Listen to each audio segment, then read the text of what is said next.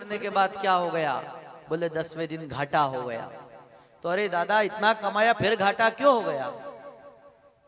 सज्जनों, भाव यही है कि परिवार में रहो, सब में रहो, पर कभी भी मन को उस परिवार में इतना मत रमा दो कि भगवान को भूल जाओ। नारद जी कहते हैं कि देख प्राचीन भरी, पुरंजन ने सबसे बड़ी यही गलती करी कि वह भगवान को भूल गया। शरीर मिलाए गृहस्थाश्रम का निर्वाह करना हमारा उत्तरदायित्व बनता है, पर इसका मतलब ये नहीं कि हम भगवान को भूल जाएं, भगवान से विमुख हो जाएं। नहीं, ऐसा नहीं करना है। अच्छा, हर चीज की तुम्हारा बंटवारा हो जाएगा, पर क्या आपके किए गए पाप और पुण्य का बंटवारा होगा? कौन लेगा पुण्य? कोई पाप लेगा आपके? नहीं लेगा। दादी जी के पास 10 तोला सोना है तो 2 बहू लड़ी लड़ी बरोबर बांट लेगी। जमीन है तो आधे हिस्से हो जाएंगे, पर बताओ आपके पुण्य का हिस्सा कौन लेगा या आपके पाप का हिस्सा कौन लेगा? न तो आपकी धन दौलत के भागीदारी यहाँ बैठे हैं, आपकी धन दौलत के उत्तरदायी यहाँ बैठे हैं, पर आपके पाप और पुण्य के कर्म को आप स्वयं को भोगना है, दूसरा कोई भोगने वाला नहीं है। पूछना घर जाके कि क्यों मैंने जो इतना इतना आपके लिए पाप किया घर चलाने के लिए, कौन? कोई किसी का नहीं है। सब झूठे झंडे व्यर्थ के झगड़े हैं जो सिर्फ पृथ्वी तक है। जिस दिन शरीर छोड़ा उस दिन सब कुछ खत्म हो जाएगा। घर वाले 1 दिन रो लेंगे, 2 दिन रो लेंगे, तीसरे के दिन तक रो लेंगे। न वही जो लोग आज आपके मरने पर रोएंगे, वही आज से 12वें 13वें दिन आपके नुक्ते में सब्जी पूड़ी गरम मांगेंगे। ये वास्तविक बता रहा हूं साहब मैं बात। सिर्फ मात्र झूठा दिखावा इस पृथ्वी पर है। प्राचीन भरी, अगर व्यक्ति को कल्याण की चाह रखता है अगर तू, तो एक काम कर, ये व्यर्थ के प्रपंच तू बंद कर दे और मात्र हरिशरणम का तू जाप किया कर। खूब पुरंजन उपाख्यान व्यवस्थित तरीके से, सुव्यवस्थित ढंग से नारद जी महाराज ने प्राचीन बरही को सुनाया। उनके उपदेश से प्राचीन बरही को परम ज्ञान की प्राप्ति हुई और भगवान के भजन में लग गया। आगे इनके वंश में एक राजा हुए नाभि, और नाभि के पुत्र हुए श्री ऋषभ देव जी महाराज। भगवान के 24 अवतार में से एक अवतार है भगवान श्री ऋषभ देव जी महाराज, जो जैन धर्म के हमारे भाई हैं, जिनके प्रथम तीर्थकर की जो पूजा करते हैं वो हमारे ऋषभ देव जी ही हैं। बोलिए ऋषभ देव भगवान की। ऋषभ देव जी महाराज के 100 पुत्र थे। रोज पुत्रों को अच्छा अच्छा उपदेश देते, अच्छी अच्छी बातें बिठाते। दिन भर इनके पुत्र अपना अपना काम करते, पर रात में ये सब लोग जब भोजन करते उस समय एक साथ भोजन करते थे। इनके परिवार में प्रेम था। रोज अपने बच्चों को अच्छे संस्कार देते, उपदेश देते और पूछते कि बेटा कोई गलत कार्य तो आज तुमसे नहीं हुआ है, किसी का दिल तो नहीं दुखाया, किसी का अपमान तो नहीं किया, किसी संत की, किसी ब्राह्मण का, किसी देवता का अपमान तो नहीं किया। रोज बैठ करके सत्संग करते थे। इसी के कारण इनके बच्चे सदैव संस्कार से युक्त थे। दिन भर आप लोग से भी निवेदन है, दिन भर आप घर का खूब काम करो, परिवार का काम करो, खेती का काम करो, नौकरी धंधे करो, सब करो, कोई मना नहीं, पर कम से कम जब शाम का भोजन करो, रात्रि में भोजन करो, तो पूरे परिवार के लोग एक साथ बैठ करके भोजन करो। इससे घर में समरसता आती है, इसके द्वारा घर में प्रेम बढ़ता है। आप दिन भर अपना अपना काम करो, पर कम से कम रात के समय जब भोजन करते हो, रात्रि का भोजन करते हो, उस समय एक साथ बैठ करके भोजन किया करो। उससे क्या होगा? उससे घर में, परिवार में प्रेम बढ़ेगा। आजकल तो लोगों के पास समय ही नहीं है। न तो बच्चा माता पिता से बोलता है, न माता पिता बच्चे से बोलते हैं। सब अपनी मस्ती में मस्त है, एक उधर जाए एक उधर जाए। गुरुजी कई करा, हम घर में 4 सदस्य न 4 मुंडे। क्यों? क्योंकि कोई न कोई बात मन में रह गई। अगर आप रोज साथ में बैठते तो उस चीज का निराकरण हो जाता, वो बात उस दिन समाप्त हो जाती। इतनी बड़ी बात नहीं बनती कि आप लोग एक दूसरे से ही विमुख हो गए। इसलिए कम से कम 15 मिनट, आधा घंटा ऐसा निकालो कि घर परिवार के सब सदस्य एक साथ बैठो। अरे आजकल तो बड़ी विकट परिस्थिति हमारे समाज में हो गई है। किसी के घर 5 व्यक्ति मेहमान भी जाते हैं ना, तो 5 व्यक्ति अपने अपने मोबाइल को चलाते रहते हैं। किसी रिश्तेदार के घर भी हम मिलने जाते हैं 5 व्यक्ति, तो 5 अपने अपने मोबाइल में व्यस्त रहते हैं। यूं नहीं कि जिसके घर आए हम उससे बैठ के बातें करें। होता है कि नहीं ऐसा भैया? 5 व्यक्ति है तो 5 ही अलग अलग बैठ के मोबाइल चलाएंगे। यूं नहीं कि कम से कम जिससे मिलने आए हैं उससे बैठ करके बातें तो करें। मिलने गए, एक इधर मोबाइल चला रहा, एक उधर चला रहा, एक उधर। संस्कार चले गए हैं। पहले घर के सामने लिखा होता था सुस्वागतम, फिर हुआ वेलकम, न अब लिखा जाता है कुत्तों से सावधान। कहां गए संस्कार? घर के आगे पहले गौ माता बंधी होती थी, वही स्थान आज कुत्तों ने ले लिया। और ज्यादा दूर जाओ बड़े शहरों में तो उसी थाली के अंदर वो कुत्ता खा रहा है, न उसी थाली के अंदर उस कुत्ते का मालिक भी भोजन कर रहा है। ऐसी तो स्थितियां हो गई। गौ माता हम रखते नहीं, कुत्तों को पालना हमारा शौक हो गया। तो कम से कम इतना समय हमें निकालना चाहिए कि परिवार वालों को हम समय दें, घर में बैठे, परिवार में बैठे। अरे हमारे संस्कार हुआ करते थे, जब पिताजी दादाजी खाट पर या कुर्सी पर बैठे होते थे, तब बच्चा उनके सामने कुर्सी या खाट पे नहीं बैठता था, वो नीचे बैठता था। अब पिताजी खड़ा है तो खड़ा है, नहीं भैया बैठा है बिल्कुल कलेक्टर बनी में। क्यों? क्योंकि कहीं ना कहीं संस्कार की कमी रह गई। इसलिए आज से नियम बना लो कि कम से कम 15 मिनट हम घर के सब सदस्य एक साथ बैठेंगे। ज्यादा नहीं चाहिए। 24 घंटे है ना, 24 घंटे में 23.5 घंटे अपना अपना काम करो और आधा घंटा ऐसा निकाल लो कि एक साथ बैठ जाओ। ऐसा समय निकालो। पहले भी देखो, पहले भी हमारे बाप दादाओं के पास 24 घंटे थे न, आज भी 24 घंटे हैं। पहले लोग बैलगाड़ी से जाते, बस से जाते, ट्रेन से, छकड़े से जाते, फिर भी अपने रिश्तेदार के यहाँ समय देते थे। आजकल तो गाड़ी से जाते हैं, फिर भी समय नहीं मिलता। इतने साधन हो गए, फिर भी समय की कमी। तो ऐसा तो नहीं हुआ कि 24 घंटे की जगह 18 घंटे का ही दिन हो गया। वही 24 घंटे हैं, वही आप और हमें। अब तो साधन बढ़ गए, फिर भी समय की कमी हो रही है। छोटे से बच्चे से जाकर के आजकल पूछो, बेटा क्या हालचाल है? अरे गुरुजी मेरे से बात मत करो, मेरे को बहुत टेंशन है आज। पहले लोग बूढ़े हो जाते तब भी उनको टेंशन नहीं पता था ना। आजकल 5 साल के बच्चे से पूछो तो गुरुजी बहुत टेंशन है। चिंता ऐसी डाकिनी काट कलेजा खाए। खा गई है चिंता।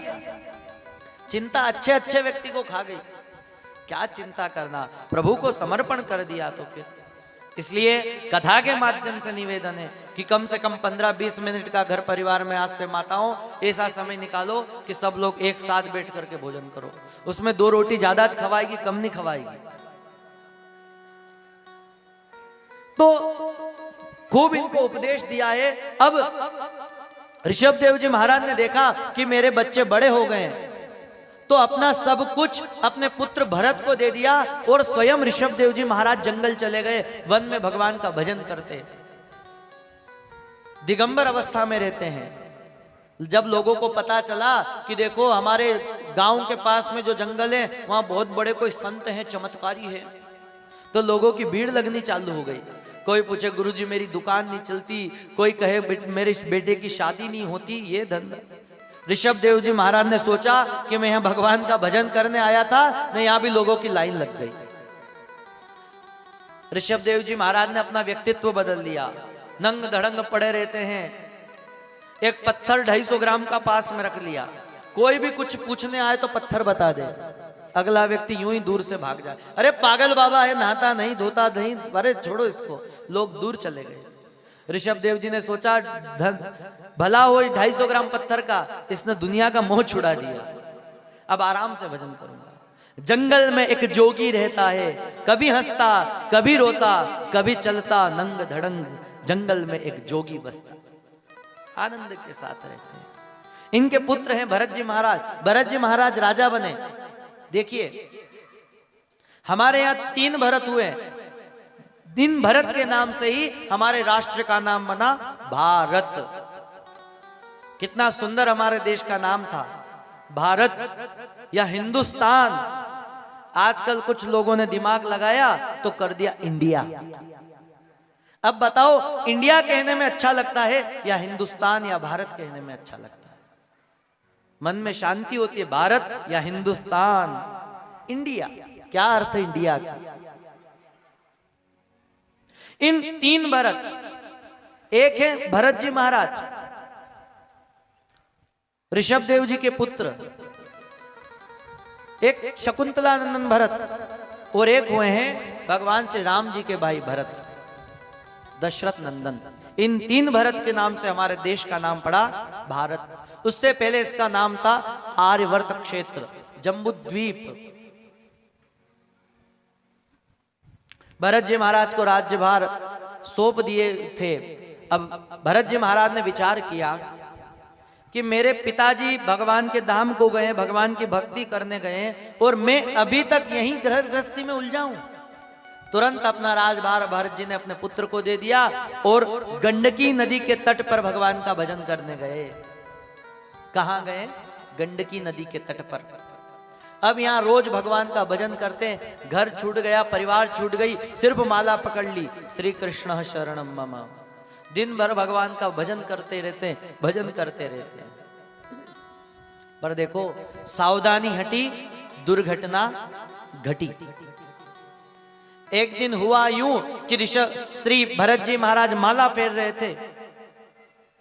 जब माला फेर रहे थे उस समय देखा कि एक गर्भवती हिरणी नदी में कूद गई। हिरणी मर गई और गर्भवती थी तो प्रसव की पीड़ा हुई, वो प्रसव हो गया, हिरण के बच्चे ने जन्म लिया।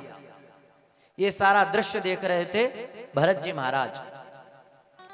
भरत जी महाराज ने विचार किया कि मेरा उत्तरदायित्व बनता है इस बच्चे की रक्षा करूं। भरत जी महाराज गए, हिरणी के बच्चे को ले आए, कंबल से पोंछा, अग्नि लगाई और इसको तपाया, गर्मी दी। बच्चा अपने आप को स्वस्थ महसूस करने लगा। अच्छा किया। पर एक गलती इनसे हो गई कि उस हिरण के बच्चे से प्रेम कर बैठे, माया में पड़ गए। देखिए प्रेम मुक्ति का कारण है और माया बंधन का कारण है। प्रेम है तो भगवान मिलेंगे और माया है तो बंधन में पड़ जाओगे। प्रेम किया अच्छी बात है, पर माया में बंध गए। अब भरत जी महाराज सोचते हैं कि इस बच्चे की रक्षा मैंने करी, और अगर इस बच्चे को मैं अगर छोड़ दूंगा जंगल में तो इसको तो जानवर मार देंगे, शेर इसको खा जाएगा। देखो आए थे हरि भजन को, ओटन लगे कपास। क्यों आए थे घर से? कि भगवान का भजन करूंगा। अब भजन करना तो दूर, दिन भर उस हिरण के बच्चे के साथ रहे। एक दराता ले आए गांव से, कभी घास काट के लाए, कभी पत्ते तोड़ के लाए, कभी उस हिरण के बच्चे को खिलाए। पहले 200 माला रोज फेरते थे, धीरे धीरे 100 माला हो गई। 100 माला से वो माला 50 पे आ गई, 10 पे आ गई। न अब तो माला करने बैठते, न हिरण का बच्चा इनकी गोदी में आ जाता, तो माला को अलग छोड़ा और बच्चे को खिलाते। देखो घर क्यों छोड़ा था? भगवान का भजन करने के लिए। सब राज्य परिवार क्यों छोड़ के आए थे? भगवान की प्राप्ति के लिए। और यहाँ क्या कर बैठे? हिरण के बच्चे से प्रेम, बंधन में पड़ गए। दिन रात उस हिरण के बच्चे को समझते, हाय रे मेरा बच्चा, अगर मैं मर जाऊं तो इस बच्चे का क्या होगा। हम भी ये सोचते हैं, अरे हूं मरी जाऊंगा जना घर को होएगो कई नहीं होई। भाई आप था तो भी चली रहे, तो आप नी था तो भी चलता था, आप नी होगा तो भी चलेगा, कोई अंतर नहीं होना है। तो भरत जी महाराज जब अंत समय आया तो भरत जी महाराज को यह होना था कि भगवान का जाप करें, पर मरते समय भी हिरण के बच्चे की याद आ गई कि अब मैं मरने वाला हूं, इस बच्चे का क्या होगा। तो कहते हैं अंतमति सहगति, जो व्यक्ति मरते वक्त सोचता है ऐसी उसकी गति होती है। हिरण के बच्चे के बारे में मरते मरते सोचा तो हिरण बनना पड़ा भरत जी महाराज को। बहुत ध्यान से सुनना, घर छोड़ा, परिवार छोड़ा, क्यों? क्योंकि भजन करने के लिए जंगल आ गए, पर जंगल में भी प्रेम कर बैठे हिरण के बच्चे से, माया में फंस गए। इसके कारण अगला जन्म फिर हिरण का लेना पड़ा। भरत जैसे बड़े विद्वान व्यक्ति हिरण बन गए, तो आप और हमारी क्या भी साथ है इस दुनिया में। हमारा भी जब अंत समय आता है ना, तो हमको भी घर याद आता है, परिवार याद आता है। मरते हुए व्यक्ति को भी पूछो कि बाबूजी का इच्छा, बोले अरे वहां फलानी जगह फोन लगे थे, उन्हीं नानी से मिल लूं, वहां गणा दो नहीं। मरते समय भी घर याद आ रहा है। अरे पूरा जीवन तुमने परमात्मा को दे दिया न, अंत समय आया फिर भी भगवान का नाम नहीं जपते हो। कम से कम उस समय तो भगवान का ध्यान करो। पूरा जीवन आपने दे दिया दुनिया वालों के, क्या मिला आपको? क्या आपके पाप बांट लिए इन लोगों ने कि ला भाई 50% पाप हमारा खाता में लाखी दे? कुछ नहीं मिलना है। इसलिए आपका कर्म आपको ही भोगना है। मरते समय भी अगर पूछे ना कहीं, तो घर परिवार याद आता है। सेठबा एक जीवन भर हाय रे धन किया, खूब पैसा बचाया, जीवन भर कंजूसी करी न, अंत समय जब खाट पकड़ ली न, मरने वाले थे, उस समय बच्चों को बुलाया कि बेटा अब मैं मरने वाला हूं, और बाकी आवाज बंद हो गई, कंठ अवरुद्ध हो गया। अब क्या हुआ कि ये सेठबा के जो पुत्र थे, अभी 8 दिन पहले ही एक बढ़िया अच्छी गाय ले आए थे, 40,000 की गाय, उसके साथ छोटी सी बछड़ी भी थी। धीरे धीरे वो बछड़ी तो बड़ी हो गई थी। तो एक जब इनका अंत समय आया, तो आंगन में खाट लगा था, इनका बिस्तर पड़ा था, मरने वाले थे। उस समय इनने देखा, सेठबा ने, कि वो जो गाय का बच्चा है वो झाड़ू खा रहा है। 10 रुपया की संजवारी, उसका नुकसान होते देखा।